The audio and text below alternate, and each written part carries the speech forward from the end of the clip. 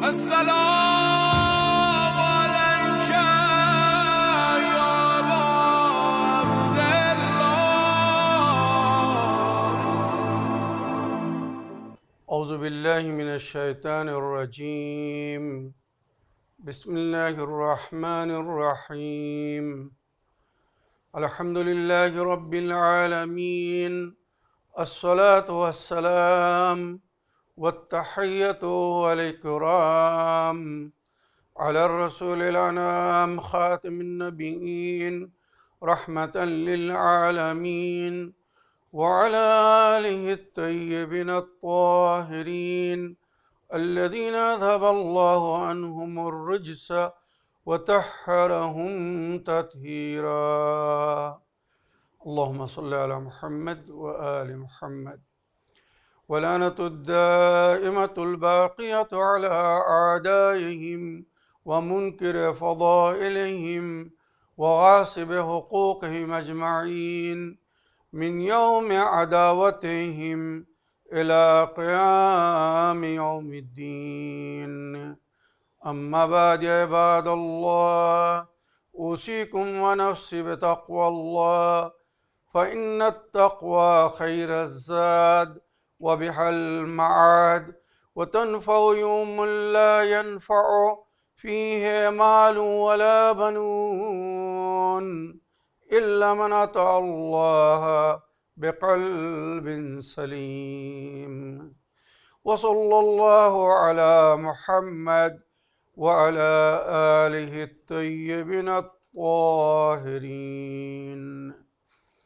أما بعد، فقد قال الله الحكيم في محكم كتابه الكريم حيث قال: بسم الله الرحمن الرحيم: ولا تحسبن الذين قتلوا في سبيل الله أمواتا بل أحياء عند ربهم يرزقون.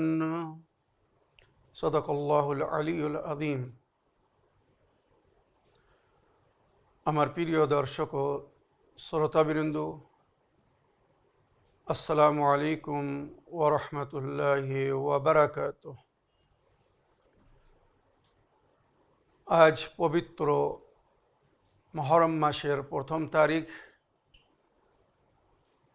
দুঃখের ও শোকের দিন শুরু হচ্ছে, গমের দিন চলছে। সুতরাং সর্বপ্রথম আপনাদের সকলকে আন্তরিক সমবেদনা জানিয়ে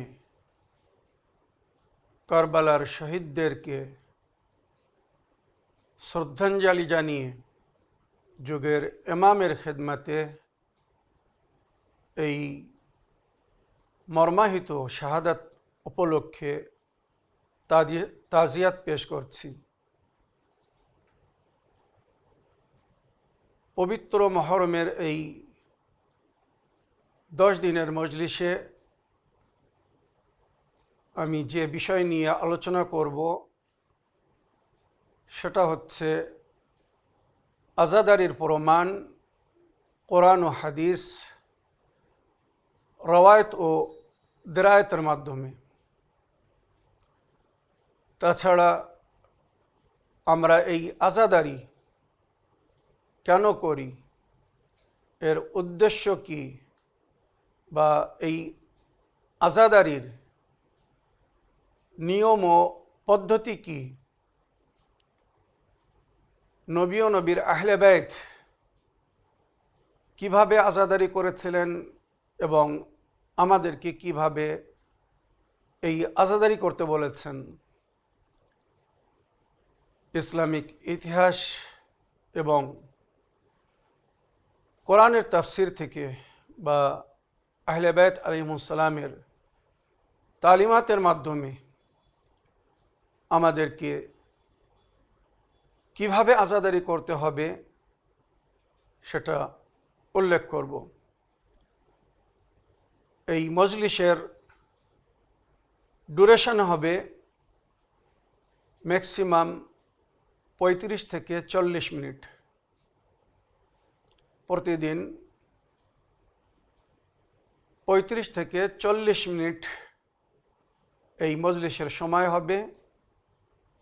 সুতরাং আপনারা যারা এই আযাদারি সম্পর্কে জানতে চান, প্রতি বছর আমরা আহলে বায়তের অনুগামী অনুসারীরা বা আহলে বায়তের মান্যকারীরা এই আযাদারি কেন করে, এই শোকতাপ কেন করে, এই মজলিস মাতম বা আযাদারি পালন করতে গিয়ে আমরা যেগুলো করি, নজর নিয়াজ ইত্যাদি কেন করি, এই সব কিছু যদি কেউ কোরআন ও হাদিস এবং তাফসিরের মাধ্যমে বা রেওয়ায়ত ও দারায়াত এবং আহলে বায়তের তালিমাতের মাধ্যমে জানতে চায়, তো তাকে আজ থেকে মুহররমের 1ম তারিখ থেকে 9 তারিখ পর্যন্ত ধারাবাহিক প্রতিদিনের মজলিস খুব মন দিয়ে গুরুত্ব সহকারে শুনতে হবে।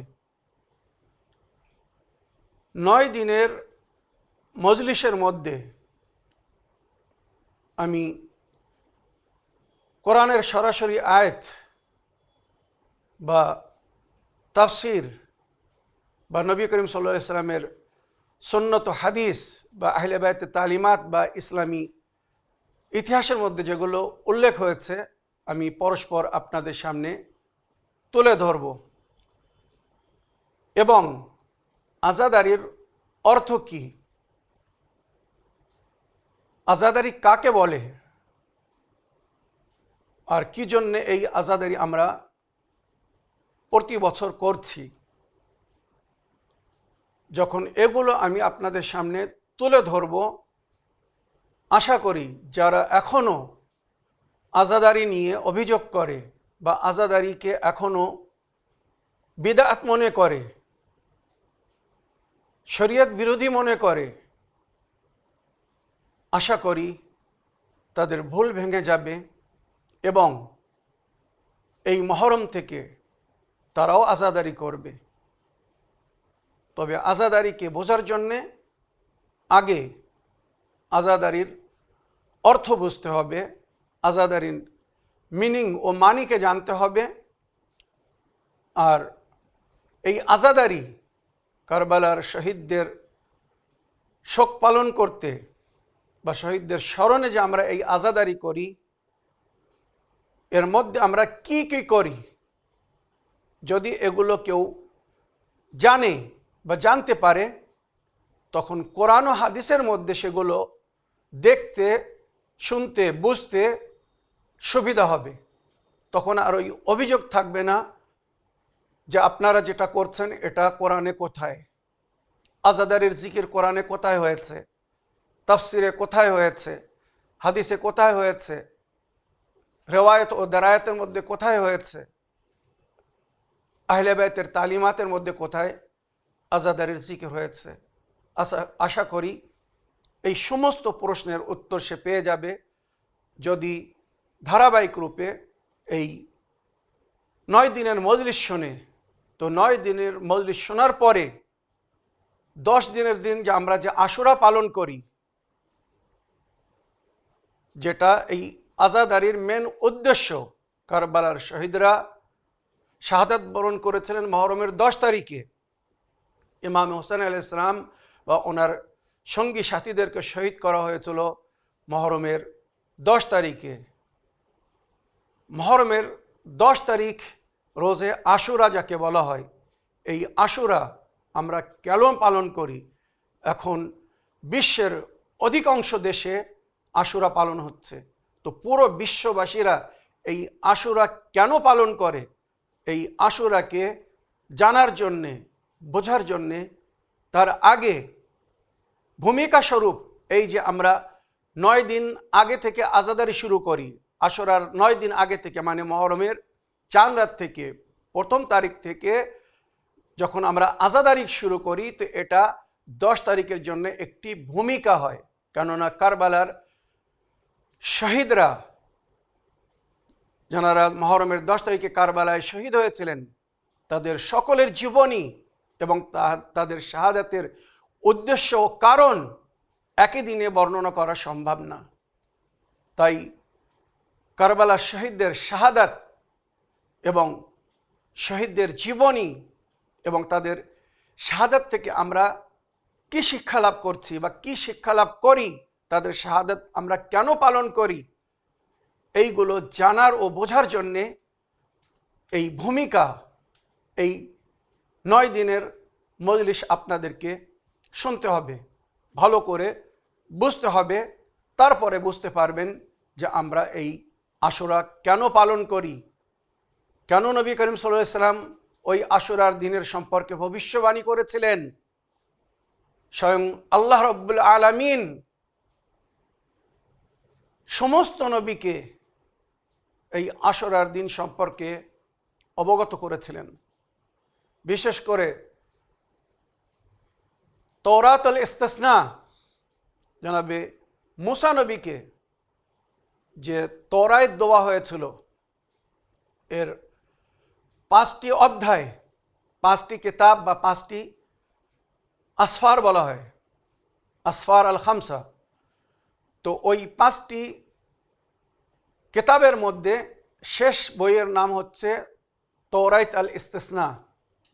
ওই তওরাত আল ইস্তিসনার মধ্যে জিকির হয়েছে আল্লাহ রাব্বুল আলামিন জনাবে মুসা নবীকে বলেছিলেন যে শেষ নবীর উম্মতকে কেন সমস্ত নবীর উম্মতের উপরে শ্রেষ্ঠতা এবং সম্মান ও ফজিলত দান করা হয়েছে।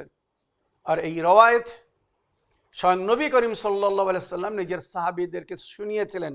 মনে রাখবেন, এটা হাদিসে কুদসি, যেখানে মুসা নবী আলাইহিস সালাম আল্লাহর কাছে দোয়া করেছিলেন, হে আমার প্রতিপালক আল্লাহ রাব্বুল আলামিন, শেষ নবীকে সমস্ত নবীর ওপরে শ্রেষ্ঠতা দেওয়া হয়েছে, তার কারণ কি? আর ওইরূপ শেষ নবীর উম্মতকে সমস্ত নবীর উম্মতের ওপরে সম্মান দান করা হয়েছে, শ্রেষ্ঠতা দেওয়া হয়েছে, ফজিলত দান করা হয়েছে, তার কারণ কি? তো তার উত্তরে আল্লাহ রাব্বুল আলামিন জনাবে মুসা নবী আলাইহিস সালামকে বলেছিলেন যে আমি শেষ নবীর উম্মতকে এই জন্যে সমস্ত নবীর উম্মতের উপরে শ্রেষ্ঠতা দান করেছি, তার 10টি কারণ। মনে রাখবেন, এই রওয়ায়াত ইনশাআল্লাহ আগামী দিনে আমি বিস্তারিত আপনাদেরকে শোনাবো। তবে আজকে শুধু শেষ অংশটা বলছি আমার কথার প্রমাণ করার জন্যে। আমরা যে আযাদারি করি, আশুরা পালন করি, এই আশুরার সম্মান এবং এর মর্যাদা বোঝার জন্যে বা বোঝানোর জন্যে। তো আল্লাহ রাব্বুল আলামিন মুসা নবীকে বলেছিলেন, আর এই রওয়ায়েত স্বয়ং নবী নিজের সাহাবাদেরকে শুনিয়েছিলেন, একে হাদিসে কুদসি বলা হয়। এই যে রওয়ায়েত আমি পড়তে যাচ্ছি, এগুলো ইন্টারনেটে যদি আপনি এর কয়েকটা শব্দ লেখেন, পুরো সূত্র সমেত রওয়ায়েত আপনার সামনে এসে যাবে। সুতরাং যে 10টি কারণে আল্লাহ রাব্বুল আলামিন শেষ নবীর উম্মতকে শ্রেষ্ঠতা দিয়েছেন বা ফজিলত দান করেছেন, তার কারণ হচ্ছে আসসালাত ওয়াজ যাকাত ওয়াস সাওম ওয়াল হজ ওয়াল জিহাদ ওয়াল জুমা ওয়াল জামা ওয়াল কোরআন ওয়াল ইলম। এই 9টি জিনিস বলার পরে এর ব্যাখ্যা আসবে ইনশাআল্লাহ। ওয়াল আশুরা, আশুরার কারণে শেষ নবীর উম্মতকে শ্রেষ্ঠতা দেওয়া হয়েছে, সম্মান দান করা হয়েছে। যখন আশুরা শব্দ শুনলেন মুসা নবী আলাইহিস সালাম, কালা মুসা ইয়া রাব্বি ওয়ামাল আশুরা, এই আশুরা কি? কালা আল বুকা ওয়াত তাবাকি আলা সিবতে মুহাম্মদ, নবী মুহাম্মদ সাল্লাল্লাহু আলাইহি সাল্লামের সন্তানদের উপরে কাদা এবং কাদানো।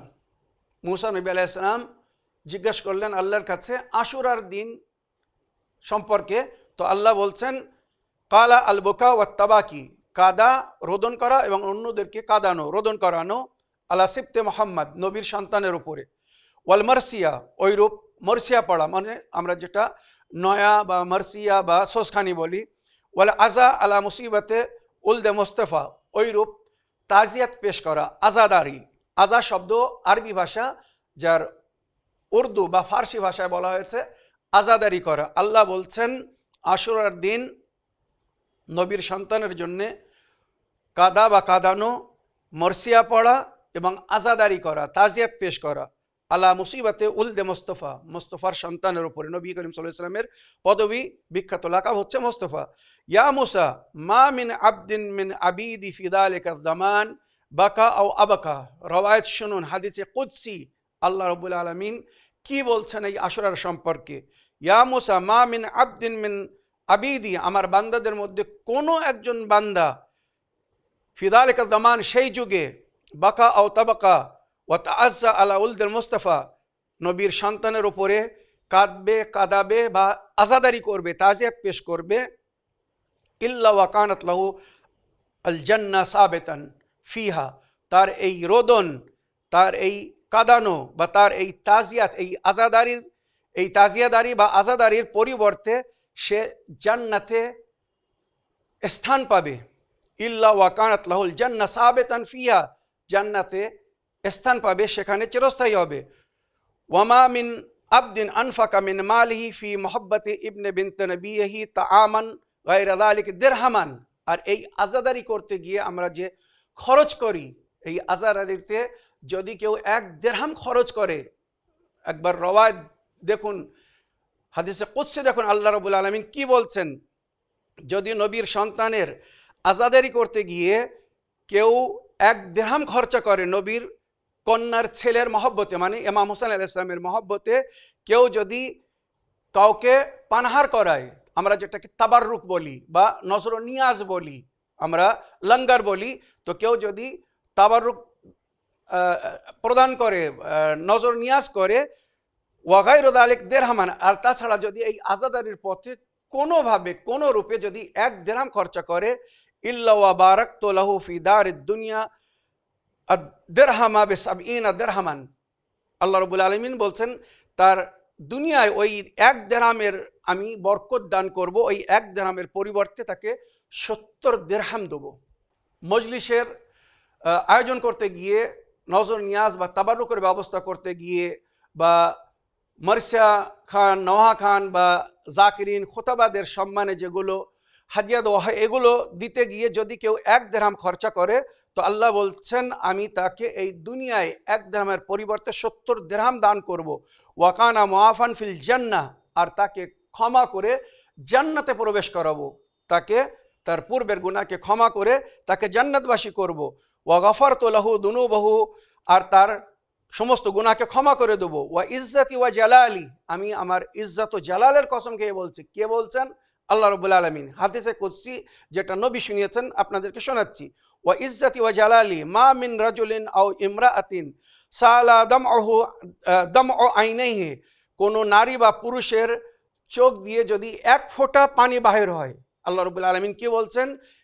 ইমাম হোসেন আলাইহিস সালামের গমে, শোকে, কোনো নারী বা পুরুষের চোখ দিয়ে যদি 1 ফোঁটা অস্ত্রপাত হয়, ফিয়মে আশুরা, আশুরার দিন, ওয়াগাইরহি, আর আশুরা ছাড়া অন্য দিন, যে দিনে মজলিস হয়, যেখানে মাসায়েব হয়, সবাই কারবালার দুঃখ বা কষ্ট বা মর্মাহত ঘটনা শুনে অস্ত্রপাত করে, কাঁদে, তো আশুরার দিন বা অন্য দিনে কাতরাতান ওয়াহেদা, যদি 1 ফোঁটা কেউ অস্ত্রপাত করে, 1 ফোঁটা জল দিয়ে কেউ কাঁদে, ইল্লা ওয়া কুতিবা লাহু আজরু মিআতা শাহীদিন। আল্লাহ রাব্বুল আলামিন বলছেন তার ওই 1 ফোঁটা অস্ত্রের পরিবর্তে, 1 ফোঁটা চোখের পানির পরিবর্তে তাকে 100 শহীদের সওয়াব দান করা হবে। চিন্তা করুন, এগুলো সব রওয়ায়াতের মধ্যে উল্লেখ হয়েছে। এবারে ভালো করে মন দিয়ে শুনুন।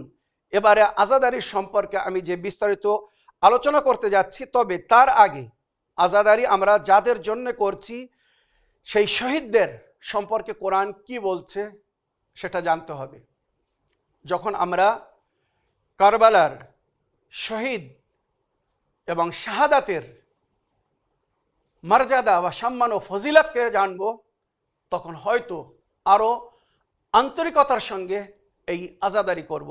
সুতরাং এখানে কোরআনের আয়াত আমি আপনাদেরকে পড়ে শোনাচ্ছি। যাদের আমরা আজাদারি করছি, কারবালার শহীদদের সম্পর্কে কোরআন কি বলছে পরস্পর ভালো করে শুনবেন। সূরা আলে ইমরান আয়াত নম্বর 169, 170, 171 এবং 172, 73 এবং 74 পর্যন্ত আমি পড়ে শোনাচ্ছি। আমি খুব ধীরে সুস্থে আপনাদের সঙ্গে আলোচনা করব, সময়ের মধ্যে যতটুকু বলতে পারবো বলবো, যেগুলো রয়ে যাবে আগামী দিন সেগুলো আবার কন্টিনিউ করব। তবে মনে রাখবেন, কেউ যদি একটা মজলিস মিস করে সে কিন্তু অনেক কিছু হারিয়ে ফেলবে, অনেক কিছু হয়তো বুঝতে পারবে না।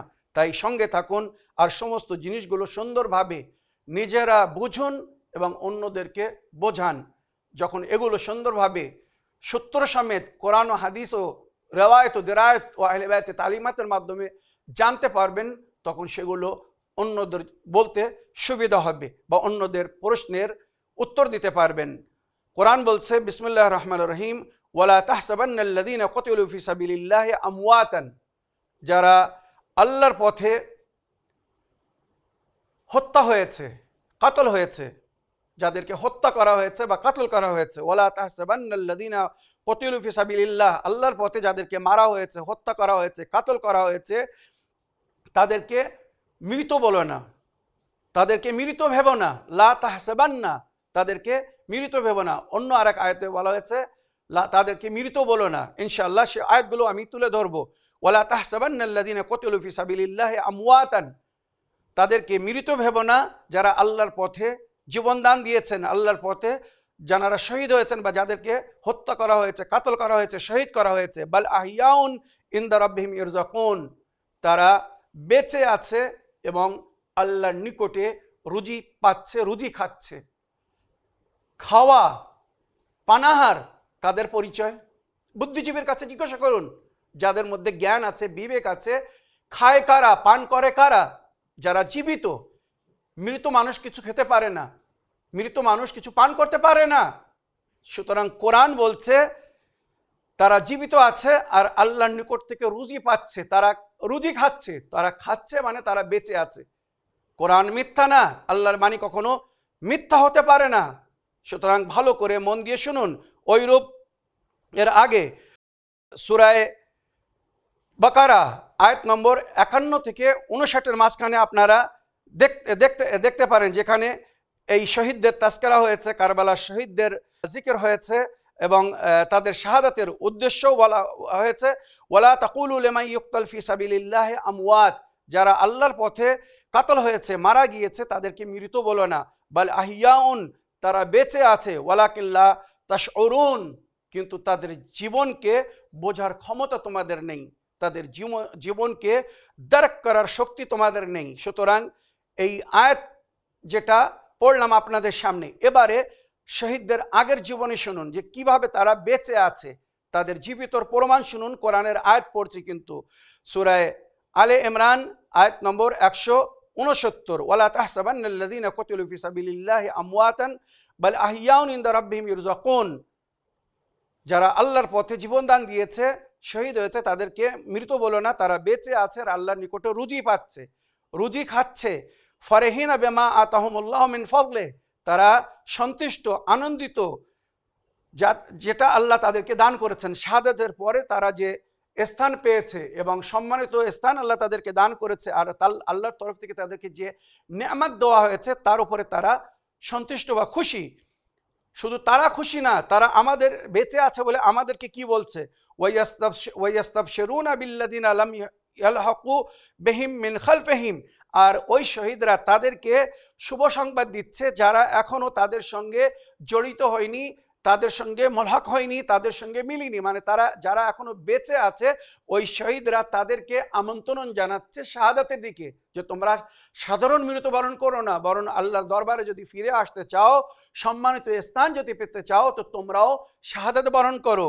ওয়াইয়াস্তাবশিরুনা, শহীদরা যারা বেঁচে আছে, যারা এখনো শাহাদাতের দরজা পায়নি বা শাহাদাত প্রাপ্ত করেনি, তাদের জন্য বলছে ইয়াস্তাবশিরুনা বিল্লাযিনা লাম ইয়ালহাকু বিহিম মিন খালফিহিম, তাদের পিছনে যারা এখনো মৃত্যুবরণ করেনি, শাহাদাত বরণ করেনি, তাদের জন্য ওই শহীদরা বলছে তোমরা যদি শুভ সংবাদ নিতে চাও বা শান্তির জীবন চাও, মনোনীত জীবন চাও, পরকালে যদি সম্মানিত জীবন চাও, অন্যতম স্থান চাও, তো তোমরাও শাহাদাত বরণ করো। আলা খাউফুন আলাইহিম ওয়ালা হুম ইয়াহজানুন, আলা খাউফুন আলাইহিম ওয়ালা হুম ইয়াহজানুন, না তাদের পরকালে কোনো ভয় আছে, না ভয়ভীত হবে, না তাদের কোনো দুঃখ হবে, যেখানে পরকালে সবাই নিজের আমাল নিয়ে ভয়ভীত হবে যে আমার ঠিকানা কি হবে, আমি জান্নাতে যাব না নরকে যাব, আল্লাহ আমাকে শেষ স্থান কোথায় দান করবেন। এইভাবে সমস্ত মানুষ ভয়ভীত হবে, আর সবাই নিজের কর্ম নিয়ে কে কি দুনিয়ায় করছে সবাই ভালো রকম জানে। সুতরাং তারা দুঃখিত হবে, কিন্তু যারা শহীদ হয়ে যাবে না তাদের জীবনে কোনো প্রকারের ভয় হবে না, তারা দুঃখিত হবে।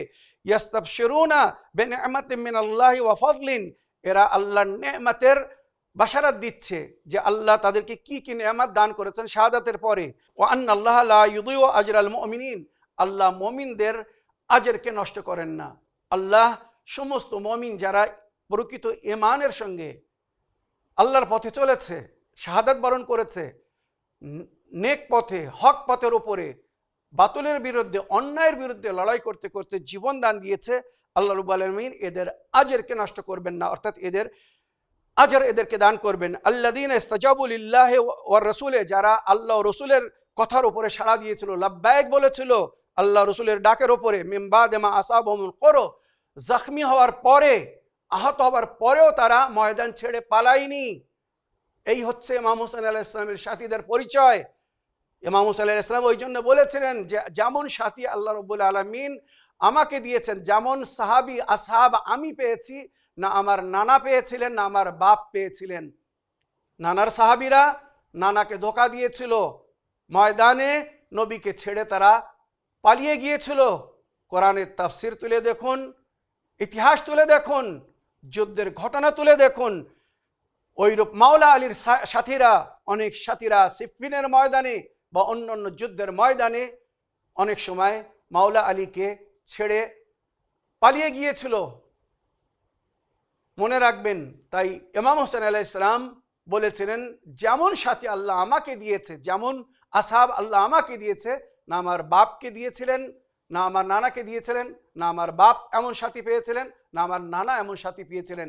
ইমাম হোসেন আলাইহিস সালাম শবে আশুর খেমা লাইট বন্ধ করে দিয়েছেন, অন্ধকার করে দিয়েছেন, আর সাহাবাদেরকে বলছেন এই রাতের অন্ধকারে তোমরা যে যেখান থেকে পারো এখান থেকে পালিয়ে যাও।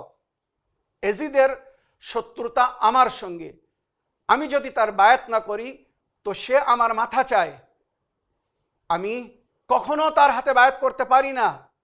মিসলি লা ইউবা এ মিসলো, আমার মতো আল্লাহর বান্দারা যাদের মধ্যে আল্লাহর ভয় আছে,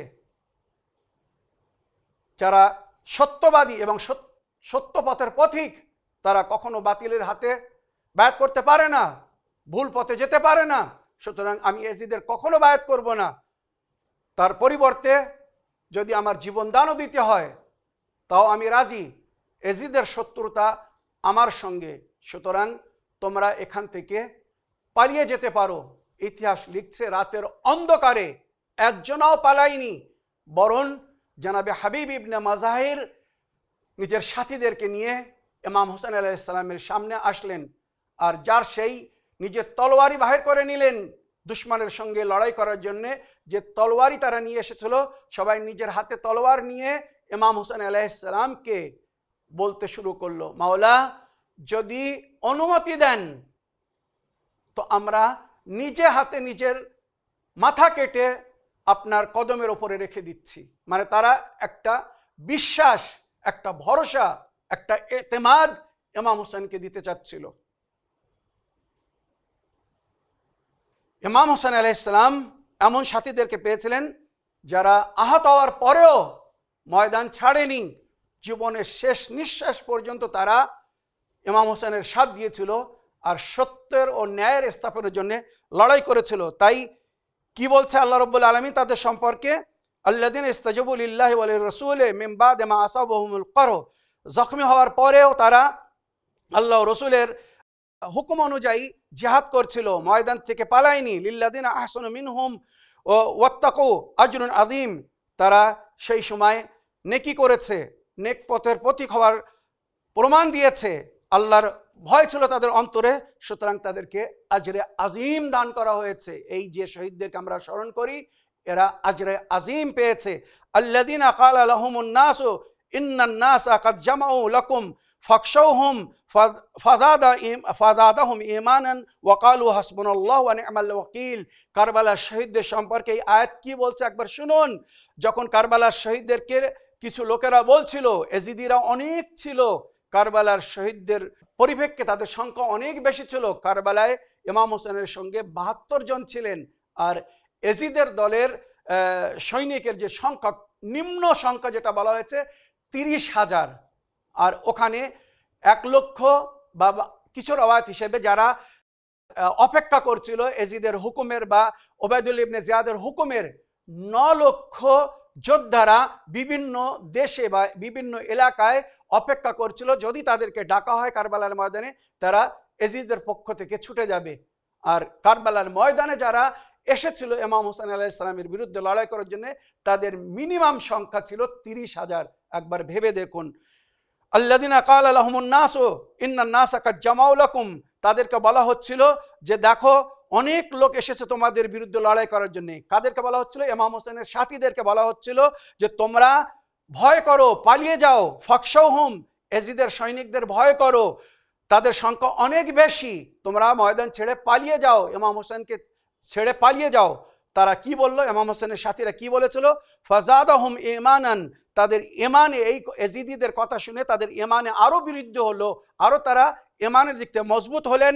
ওয়া ক্বালু হাসবুনাল্লাহু ওয়া নি'মাল ওয়াকিল, আর তারা বলছিল আমাদের জন্য আল্লাহই যথেষ্ট, আল্লাহই আমাদের রক্ষক, আল্লাহই আমাদের হেফাজত করবেন, আল্লাহ আমাদের নসিবে যেটা লিখেছেন সেটা আমরা পাবো, সেটাই হবে আমাদের পরিণাম। ফানকালাবু বিনি'মাতিম মিনাল্লাহি ওয়া ফাদলিন লাম ইয়ামসাসহুম সু, এবারে তারা শাহাদাত বরণ করে আল্লাহর নেয়ামতের প্রাপ্য হলো। দুনিয়া তাদেরকে কোনো ক্ষতি করতে পারেনি, কেননা আল্লাহ তাদেরকে সম্মান দান করেছিল। ওয়াবতাগু রিদওয়ানাল্লাহ, আল্লাহর মর্জি তারা পেয়েছিল, আল্লাহর মর্জির জন্য তারা লড়াই করছিল। ওয়াল্লাহু যু ফাদলিন আযীম, আর আল্লাহ সমস্ত ফজল দান করার মালিক। এখানে আয়াতের শেষ অংশে একটা জিনিস উল্লেখ আছে, ইন্নামা যালিকুমুশ শায়তানু ইউখাউফু আউলিয়াহু, শয়তানরা ছিল বা শয়তান ছিল যারা মুমিনদেরকে ভয়ভীত করানোর চেষ্টা করছিল, কিন্তু যারা মুমিন ছিল তারা চুল পরিমাণে সরেনি। আমার প্রিয় দর্শক ও শ্রোতাবৃন্দ, আজ আমার মজলিসের সময় শেষ হয়ে গিয়েছে। আগামীকাল মজলিসে এই আয়াত থেকে আগের আয়াতের সঙ্গে কানেক্ট করে বলবো কারবালার শহীদদের সম্মান কি, তাদের কিভাবে পরীক্ষা নেওয়া হয়েছিল, কিভাবে তারা শাহাদাত বরণ করেছিলেন, আর তারা বেঁচে আছে বলে আজ আমরা তাদের জন্য নজর নিয়াজ করি। কারণ নবী করিম সাল্লাল্লাহু আলাইহি সাল্লাম বলেছিলেন ইহদুল আমওয়াতিকুম, নিজের মৃতদেরকে তোহফা দাও, উপহার দাও।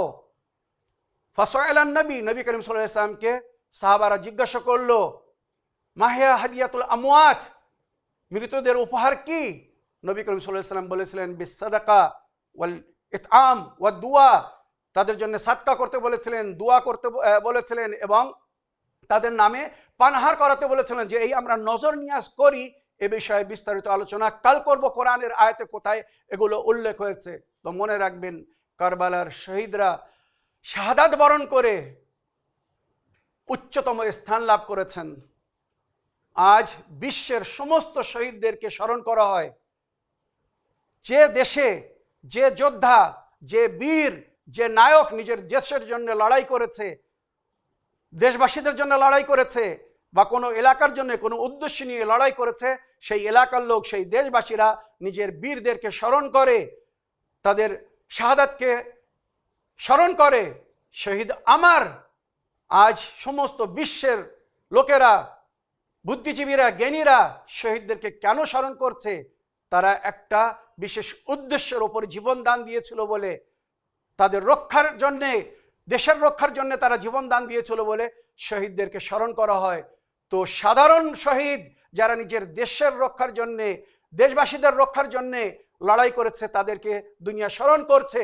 আর যারা নিজের জীবন দান দিয়ে ইসলামের রক্ষা করে গেছে, ইসলামের সম্মানকে বাঁচিয়ে গেছে, মুসলমানদের সম্মানকে বাঁচিয়ে গেছে, ইসলামিক সংবিধানকে বাঁচিয়ে গেছে, আমরা কি তাদেরকে স্মরণ করতে পারি না? এই যে মজলিস, এই আজাদারি কারবালার শহীদদের স্মরণে, মনে রাখবেন সেই যোদ্ধাদের, সেই সৈনিকদের যারা নিজের জীবন দান দিয়ে এই ইসলামকে, ইসলামিক সংবিধানকে, নবীর দিনকে বাঁচিয়ে গেছে, তাদের স্মরণে আমরা এই আজাদারি করছি। ইমাম হোসেন আলাইহিস সালাম যখন মদিনা থেকে রওনা হচ্ছিলেন, তো নবীর কবরে এসেছেন, এসে বলছেন, না না আমাকে অনুমতি দিন, আমাকে ইজাজত দিন, আমি মদিনা ছেড়ে যাচ্ছি। না না, আপনার দিনের প্রয়োজন আছে আমার। আমার নানা, আমার বাবা দাওয়াতে জুলাশিরায় ওয়াদা করেছিলেন আপনার সঙ্গে, আল্লাহর নবী যতক্ষণ আমি বেঁচে আছি এই দিনের প্রচারে আমি আপনার সাথ দেব, আমি আপনার মদত করব। যখন আমি থাকবো না তখন আমার সন্তান এই দিনের মদত করবে। নানা যান, আপনি সেই সময় আমার পিতার কাছ থেকে অঙ্গীকার নিয়েছিলেন, আয় আলী, যদি আমার দিনের ওপরে মুসিবত আসে, আমার দিনের ওপরে বিপদ আসে, কে রক্ষা করবে? আমার বাবা আমাদের তরফ থেকে অঙ্গীকার করেছিলেন যে আমার সন্তানাদিরা এই দিনের রক্ষা করবে, তার জন্য যদি তাদের জীবন দানও দিতে হয় তারা সংকোচ করবে না, তারা জীবন দান দিয়ে দিনের রক্ষা করবে। নানা সেই ওয়াদা পুরো করার সময় এসেছে, আমাকে অনুমতি দিন। নানা, আমি আপনার দিন বাঁচানোর জন্য যাচ্ছি। নানা, আপনার উম্মতিরা আপনার দিনকে শেষ করে দিচ্ছে। মায়ের কবরে এসেছেন, মায়ের কাছে বিদায় নিচ্ছেন। আম্মা জান, আজ থেকে আপনার কবরের উপরে দিয়াবাতি কে জ্বালাবে? আমি তো এই মদিনা থেকে যাচ্ছি, মায়ের কবর থেকে আওয়াজ আসছে, ও আমার হোসেন, আমি তোমাকে একা যেতে দেবো না, তুমি নিজেকে একা ভেবো না, আমার রূহ তোমার সঙ্গে যাবে, তুমি যেখানে যেখানে যাবে আমার রূহ তোমার সঙ্গে থাকবে। তাই কারবালার ইতিহাসে লেখা হয়েছে, কারবালার ময়দানে যখন ইমাম পৌঁছেছিলেন, ওখানেও কারোর কান্নার আওয়াজ শুনে বিবি জাইনাব সালামুল্লাহ আলাইহা যখন জিজ্ঞাসা করেছিলেন, ভাই, একটা কোন নারীর কান্নার আওয়াজ আসছে, কোন মহিলার কান্নার আওয়াজ আসছে, যখন থেকে আমরা কারবালায় এসেছি কারোর কান্নার আওয়াজ আসছে। ইমামে হোসেন আলাইহিস সালাম নিজের বোনকে বলেছিলেন, আয় বোন, এবার যখন কান্নার আওয়াজ আসবে আমাকে ডেকে নিয়ে যাবে। যখন ইমাম হোসেনকে ডেকে নিয়ে যাওয়া হলো, ইমাম বললেন, আয় বোন, তুমি হয়তো চিনতে পারোনি বা বুঝতে পারছো না, ইনি আমার মা ফাতেমা। উনি ওয়াদা করেছিলেন যখন আমি মদিনা থেকে রওনা হচ্ছিলাম, আমি যেখানে যাব আমার মা আমার সঙ্গে থাকবে। ইতিহাস লিখছে, মদিনা থেকে বিদায় হওয়ার সময় আসলো, ইমাম হোসেন আলাইহিস সালাম আলী আকবর ও মাওলা আব্বাসকে বললেন, সবাইকে জুলজানার উপরে, দুলদুলের ওপরে, ঘোড়ার উপরে, উটের উপরে, আমারই উপরে সওয়ার করো। সবাইকে সওয়ার করা হলো, সবাই সওয়ার হয়ে গিয়েছে। এবারে জানাবে সোগরা, উনি অসুস্থ ছিলেন বলে ইমাম হোসেন আলাইহিস সালাম নিজের কন্যার কাছ থেকে বিদায় নিলেন আর বললেন, আমার সোগরা, আমি তোমাকে সঙ্গে নিয়ে যেতে পারছি না এই জন্যে যে তুমি অসুস্থ, আমাদের সফর অনেক তবিল হতে পারে, আমাদের ভ্রমণ, আমাদের সফর অনেক লম্বা হতে পারে, তুমি হয়তো ওই কষ্ট সইতে পারবে না। জানাবে সোগরা বললেন, বাবা যান, আমাকে সঙ্গে নিয়ে চলুন, আমি আপনার বিনা থাকতে পারবো না, বাবা যান, আমাকে একা ছেড়ে যাবেন না, বাবা যান, আমি ওয়াদা করছি আমি কোথাও পানি বা ওষুধের দাবি করব না, যা কিছু আপনারা খাবেন তাই আমি খাবো, যা কিছু আপনারা পান করবেন তাই আমি পান করব। কিন্তু ইমাম হোসেন আলাইহিস সালাম নিজের অসুস্থ কন্যাকে সঙ্গে নিলেন না। ইতিহাস বলছে, বুজুর্গানরা বলেছেন, তার কারণ বিবি সোগরার অসুস্থতা তো ছিলই ছিল, তাছাড়া ইমাম হোসেন নিজের দৃষ্টিতে দেখছিলেন কারবালার ঘটনার পরে, আশুরার পরে তার বোন বা তার বউদের মাথার উপর থেকে পর্দা কেড়ে নেওয়া হবে। জানাবে সোগরা দেখতে ফাতেমা জাহরার হুবহু ফটো ছিল, তসবির ছিল। সুতরাং ইমাম হোসেন বললেন, নিজের কন্যাকে, আমার কলেজের টুকরা, আমি সবার মাথার উপর থেকে পর্দাকে সরিয়ে নেওয়াকে হয়তো সহন করতে পারবো, কিন্তু আমার মায়ের মাথার উপর থেকে যদি কেউ পর্দা কেড়ে নেয়, হোসেন সেটা সহ্য করতে পারবে না, তাই আমি তোমাকে নিয়ে যেতে পারছি না। তখন সোগরা আলী আসগরকে চেয়ে নিলেন মায়ের কোল থেকে, কমস কম আমার 6 মাসের শিশু ভাইকে আলী আসগরকে আমার সঙ্গে রেখে যান, আমার কাছে থুয়ে যান, আমার কাছে ছেড়ে যান, আমি এর সঙ্গে খেলতে খেলতে আমার সময় কাটিয়ে দেব। আর নিজের ভাই আলী আকবরকে বললেন, আলী আকবর, আমার ভাই, আমাকে যেন ভুলে যেও না, আমাকে নিয়ে যেও। আলী আকবর ওয়াদা করেছিলেন, আমার বোন সোগরা, যেই তুমি সুস্থ হয়ে যাবে আমাকে খবর দিবে, আমি এসে তোমাকে নিয়ে যাব। কিন্তু আলী আকবর আর আসেনি নিতে। ইতিহাস লিখছে, জানাবে সোগরার কোলে আলী আসগর আছেন, সবাই বিবির কোল থেকে, সবাই সগরার কোল থেকে আলী আসগরকে নেওয়ার চেষ্টা করছে, কিন্তু আলী আসগর কারুর কোলে আসছে না, নিজের বোন সগরার সঙ্গে জড়িয়ে আছে, সগরার কোল ছাড়ছে না। শেষে ইমাম হোসেন আলাইহিস সালাম আসছেন, আর এসে আলী আসগরকে ডেকে বললেন আমার কোলে এসো। আলী আসগর মাথা নাড়া দিল, না বাবা যান, আমি আমার বোনকে ছেড়ে যাব না। ইমাম হোসেন আলাইহিস সালাম নিকটে গিয়ে আলী আসগরের কানে কিছু বলেছেন, আর বলার সঙ্গে সঙ্গে আলী আসগর হুমকে বাবাকে জড়িয়ে ধরেছে, বাবার কোলের উপরে এসে গেছে। আমি তারিকের কাছে জিজ্ঞাসা করলাম যে আলী আসগরের কানে ইমামে হোসেন এমন কি বলেছিলেন যে ইমামে হোসেনের কোলে হুমকে চলে আসলো আলী আসগর? ইতিহাস বলছে ইমামে হোসেন নিজের আলী আসগর 6 মাসের শিশু আলী আসগরের কানে শুধু এতটুকু বলেছিলেন, আমার আসগর, তোমার বিহীন কারবালার শহীদদের সূচিপত্র পুরো হবে না, কারবালার শহীদদের তালিকা পুরো হবে না, কারবালার শহীদদের মধ্যে তোমারও নাম আছে, আমার নানার দিন বাঁচাতে তোমারও রক্তের প্রয়োজন আছে। আলী আসগর চলো, দিন বাঁচাতে চলো, দিনের রক্ষার স্বার্থে তোমাকেও কুরবান হতে হবে, তোমাকেও জবাই হতে হবে। ইমামের কথা শুনে দিনের রক্ষার জন্য জনাবে আলী আসগর নিজের বোন ছোকরাকে ছেড়ে ইমামে হোসেনের কোলে আসলেন। এইভাবে মদিনা থেকে ইমামে হোসেন নিজের সাথীদেরকে নিয়ে রওনা হলেন। ইন্না লিল্লাহ ওয়া ইন্না ইলাইহি রাজিউন, রাদান বিকাদাইহি ওয়া তাসলিমান লিআমরিহি। সায়ালামুল্লাযিনা যালামু আইয়া মুনকালিবিন ইয়ানকালিবুন। ইন্না লিল্লাহ ওয়া ইন্না ইলাইহি রাজিউন। السلام